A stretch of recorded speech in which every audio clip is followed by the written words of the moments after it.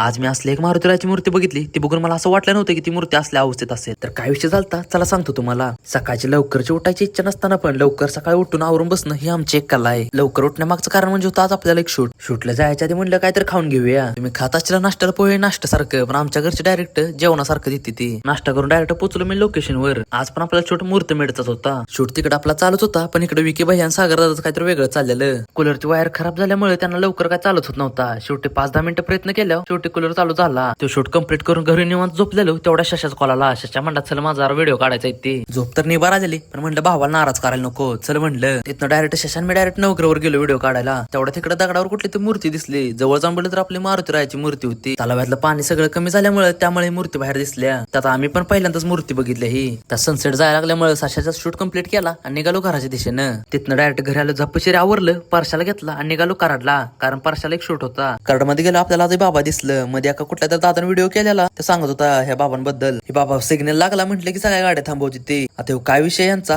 तुम्ही सांगा आता. तिथनं डायरेक्ट आम्ही पोहोचलो सत्यजित विट्स हॉटेलमध्ये. तिथं आम्ही पोहोचलो, हॉलमध्ये कोणच नव्हतं, त्यामुळे म्हणलं लोक याच्या द्या पटापटा व्हिडिओ काढून घ्यावं. शूट कंप्लीट व्हायला रात्री डायरेक्ट 10 वाजल्या. शूट कंप्लीट झालं, आम्ही निघालो घराच्या दिशेनं. आता इथं पण व्हिडिओ बघितलाय तर लाईक आणि फॉलो करून जावा.